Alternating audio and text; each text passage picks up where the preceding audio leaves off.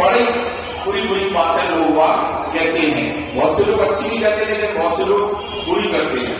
और ये सभी बातें यदि आदमी ने बर्दाश्त कर ली तो ये मान लो कि उसने विष पी लिया, वो संगत जी बन गया। यानी उसने अपने कंठ के अंदर जो कान के अंदर सुना उसको मुंह से नहीं निकाला। यही संगत जी ने किया था कि उसको पिया ना अंदर ले गए। अगर मान लो कोई गाली दे रहा है और आप अंदर ले गए मन में रहेगी तो कल के दिन उसको आप लोग कुछ ना कुछ करेंगे। तो लेकिन वो कंठ ने सिर्फ इसलिए बताया कि आप उसको इतनी जगह रखो ताकि उसको भूल जाओ, जिसकी तरह पी लो। जब आप इतना कर लेंगे कि आपको अपमान बर्दाश्त होने लगे, आप लोगों की बातें सुनने लगे, अच्छा काम करने लगे, तो दूसरा रत्न मिलता है कामधेनु। कामधेनु नाग वो है जिसको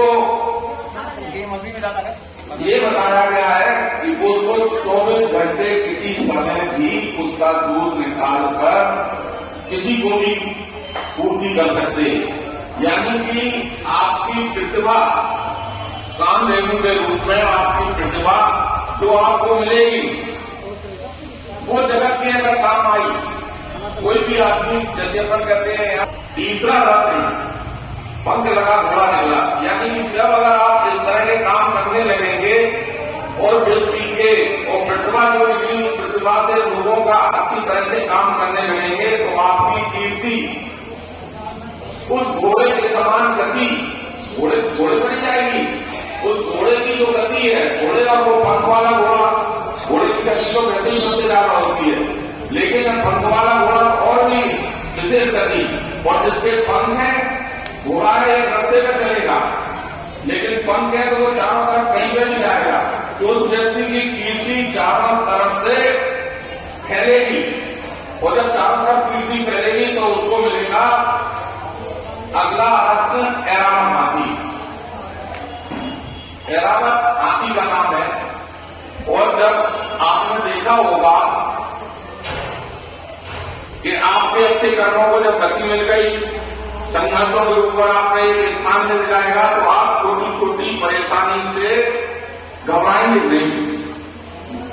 यानी कि कोई परेशानी आई और आप घबरा गए है, जो कभी घबराता नहीं है, कोई भी आ जाए, शेर आ जाए, आदमी आ जाए, कुछ भी आ जाए, लेकिन वो घबराता नहीं। बहुत सारे कुत्ते भौंकते हैं लेकिन वो कुत्ते कभी सामने नहीं आते, आदमी के पीछे भौंकते, क्योंकि वो जानता है सामने आए तो ये हमको फेंक देगा। तो मतलब यहां फेंकने से नहीं है, उस आदमी की जो प्रतिभा है, जो उसके कर्म है, जो लोगों के बीच में उसकी गति हो गई है, उसके आगे वो नहीं टिक पाएगा तो पीछे से बुराई करता है। एक दिन हमारे जगदीश शर्मा जी भी ज्ञान कर रहे थे कि लोग बाग मट्टी में भी जाते हैं, पीछे से बुराई करते हैं कि ये मर गया अच्छा होगा। तो वो लोग बहुत खराब होते हैं जो पीछे बुराई करते हैं। अगर किसी को बुराई करना है तो उसके जीते सामने। तो हाथी जब निकलता है और कुत्तों की क्या शक्ति रहती है, हम जिस गांव से निकल रहे, यानी कि हाथी जिस गांव से निकल गया कुत्तों की सीमा खत्म हो गई और कुत्ते उसी सीमा में गांव के अंदर रह गए और हाथी अपना सम्मान के लिए दूसरे गांव में जाएगा, दूसरे गांव में उसे फिर से कोई सम्मान मिलेगा। तो अगर आप अपनी मतवानी गांव से अगले काम के लिए निकल जाओगे, आप परेशान मत होना, कोई भी आपका कुछ नहीं बिगाड़ पाएगा। जैसे हाथी पर कुत्ते भौंकते हैं परंतु उसे वह भगा नहीं सकते। 5वां रत्न कौस्तुभ मणि था, तो कौस्तुभ मणि निकली तो आप अपने कर्मों से, प्रतिभा से और संकल्पों की गति जो बिना विचलित हुए हाथी की तरह चली तो 5वां रत्न कौस्तुभ मणि मिला जो श्री हरि के माथे पर लगती। उसमें बताया गया है कि वो वाली मणि हरि भगवान, यानी हरि यहाँ का अर्थ है भगवान, सभी के पूरा कार्य करने की जिसमें शक्ति होती है उसे अपन कहते हैं ईश्वर या भगवान। तो वो मणि उस व्यक्ति को मिल जाती है और उसकी क्षमता इतनी बढ़ जाती है कि वो सभी के काम करने लगता है, क्योंकि वो जन आकांक्षा कल्पना क्या होता है, जिसके नीचे बैठ जाओ और जो इच्छा करो वो चीज मिल जाती है। कल्पना उसको कहते हैं। तो यहां पर बताया है कि आप कामधेनु रूपी प्रतिभा से उस जैसवा रूपी घोड़े की गति से हाथी की तरह मस्त अपने लोगों के काम करने से जो ख्याति मिलेगी उससे आपको मणि के रूप में सम्मान मिलेगा, तभी कल्पना मिलेगा। और एक के बाद ये तत्वों में करते रहें, ये प्रतीक है कि जब आप इन सबको एक एक करके क्रॉस करोगे तब आप मुकुट तक पहुंच पाएंगे। लोग जनता की सेवा करते जैसे अपन साधारण तौर पर पार्षद बन जाते हैं, कल्पना के नीचे बैठ गए और कलेश का खाना करने आ है तो नहीं होगा। सोचना सब पॉजिटिव है, अच्छा है। जब आप अच्छा सोचोगे तो वो सब आपकी इच्छा से तुरंत पूरा हो जाएगा।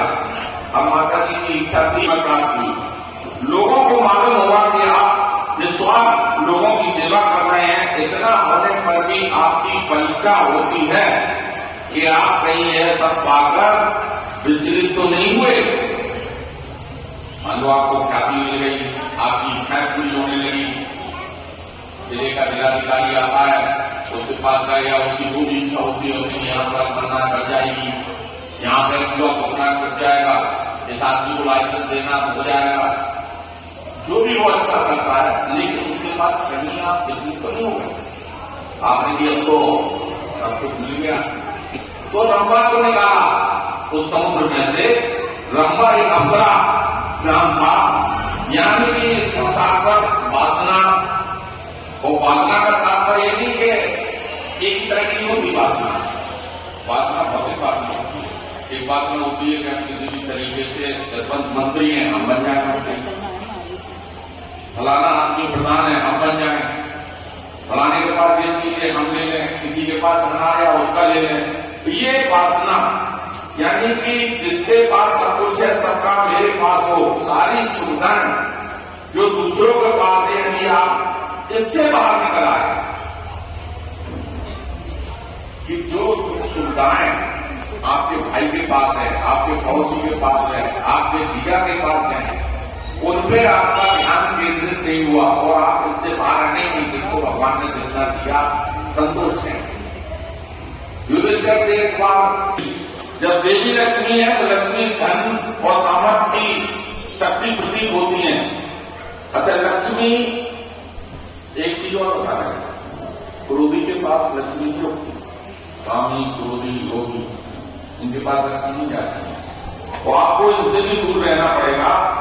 और जब आपको ये धन आते ही असुरी प्रवृत्ति, यानी कि जैसे मैंने देखा है, आप लोगों ने भी देखा होगा, जिनके पास पैसा ज्यादा आ जाता है, अनाथ शनाथ, तो वो लोग फिर क्या करते हैं, यार आज शाम खाना पार्टी करेंगे, और पार्टी का क्या करेंगे, दूध भी नहीं करेंगे, लस्सी भी नहीं करेंगे, दारू नहीं करेंगे। पार्टी का मतलब ही यही होता है, और लोग बड़े खुश होकर जाते हैं आज पार्टी में कमाने के यहाँ। तो इसलिए जब आपको ये होगा तो दौलत का नशा अगर आपको ऊपर आ गया तो अगला रत्न है 12वीं शराब। शराब का मतलब वही है कि आप गलत रास्तों पर चलना, भौतिक तत्वों के आने के बाद भी अगर आप उसमें नहीं उलझे, शराब का नशा सबसे खराब होता है। यदि व्यक्ति शराब का नशा कर ले तो उसमें सारी अराजकता आ जाएगी। इसमें शराब बहुत खराब होती है, शराब नहीं पियो। अरे उसमें क्या खराब होता है, बहुत अच्छी होती है, खुशबू अच्छी आती है, ये वो रंगीन मिलती है। तो जब नहीं माने तो मेरे अच्छा कल आना, कल मैं बताऊंगा कि शराब क्या होती है। बेटा पानी बाद में दे देना, मम्मी को तो पानी की बस, ठीक है बाद में। तो उन्होंने कहा कल आना, कल बताऊंगा मैं। दूसरे दिन विधानसभा में आए तो गेट फिर जो लोग खड़े होने की रांची आया, गेट भी बंद है।